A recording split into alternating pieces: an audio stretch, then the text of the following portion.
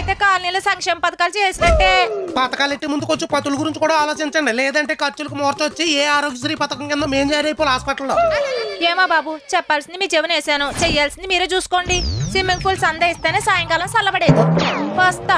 చల్లబడతారు వెళ్ళండి. అయ్య బాబాయ్ అలా చూస్తామేంటే? కాలనీలో జరిగే కార్యక్రమాల్లో పాలు పంచుకోపోతే పరువు పోద్ది. పరువు పోద్దని ఇలాంటి పనికిమాల పనుల్లో పైసలు పోతానంటావంటే మార్చు బురకాయల ఐడియాలు మార్చా. జలవిహార్ కూడా తీసుకెళ్ళినోడు స్విమ్మింగ్ పూల్ లో జలకాలు ఆడడానికి ఒప్పుకుంటాడంటావా? అస్సలు ఒప్పుకోడు. ఇప్పుడు వాటర్ ఇవ్వకపోతే స్టేటస్ పోద్ది. స్టేటస్ మాట పక్కన పెడితే లోటస్ లాగా పూల్లో తేలుతుంటే ఎంత బాగుంటది. ఎలా తేల్తావే సిగ్గు లేకుండా? పోనీ బావ దగ్గర డబ్బులు కొట్టేద్దామా? తెలిసాక పిచ్చి కొట్టుడు కొడతాడు. అది నిజమే. టైర్ తిరుగుతున్నాడు ఏంటి? అమ్మగారు 10 రూపాయలు ఇచ్చి 1/2 డజన్ నిమ్మకాయలు ఏమన్నారు? వేసాకాలంలో నిమ్మకాయ యాపిల్ గా రేట్ అయిపోద్దని చెప్పొద్దా? చెప్పే వస్తే కొనుక్కురా లేకుంటే కొట్టుకురా అని బయటికి నెట్టేశారు. ఓ అయినా తప్పు దాంది కాదురా. లాస్ట్ ఎపిసోడ్ లో సర్వీస్ ఛార్జ్ కింద అది నా శాలరీలో కటింగ్ చేస్తే దాని అకౌంట్ లో నా కానీ లేకుండా నేను కటింగ్ చేశా. అందుకే 5-10 ఇలా అందరి మీద అరాచకాలు చేస్తుంది. మీరు దోపిడీలు దొంగతనాలు చేసుకుంటూ బానే ఉన్నారు. మధ్యలో మాకే ఎండాకాలంలో పిండోడి ఏమైపోతుంది. సర్లే ఏడకో. ఆ 10కే ఈ 40 యాడ్ చేసి 1 డజన్ నిమ్మకాయలు తీసుకురా. అక్కడ కొట్టేయడం ఇక్కడ సరిపెట్టేయడం బ్యాలెన్సింగ్ బానే చేస్తున్నారు. లేదంటే ఫ్యామిలీ బ్యాలెన్స్ తప్పేద్దరా తెల్లాపూర్.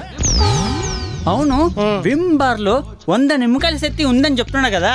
10 రూపాయల సబ్బులో 100 నిమ్మకాయల శక్తి ఎలా ఇచ్చేస్తున్నాడు? అవునా? అయితే ఆ 10 వింబర్ కొనుక్కెళ్ళి 100 నిమ్మకాయల శక్తి మీ అమ్మగారు చేతులెట్టు. వద్దులేండి, సేమ్ సబ్బుతో మారిని గిని తోముతారు. ఈ మమతేమన్నా మొదలెడితే వదలదు కదా. ఏం మొదలెట్టింది? స్విమ్మింగ్ పూల్ పేరుతో అందరికి వాటాలు వేస్తాం గానీ మనం వాటా కలుపుతామా ఏంటి? ప్లేస్ మీరు ఇవ్వండి, ఇటుకలు సిమెంట్ మేము పెట్టుకుంటామని ప్రమీల గారికి చెప్తాం. ఇటుకలు సిమెంట్ మీరు పెట్టుకోండి, కూలీలు కరెంటు మేము పెట్టుకుంటామని ఇంద్రమ్మ గారికి చెప్తాం. కూలీలు కరెంటు మీరు పెట్టుకోండి, వాటర్ మెయింటెనెన్స్ మేము పెట్టుకుంటామని కుమారి గారికి చెప్తాం.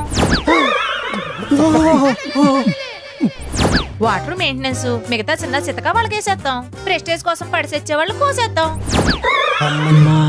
దేవాంతకురాల్ని దేకించేసే అంతకురాలివే నువ్వు.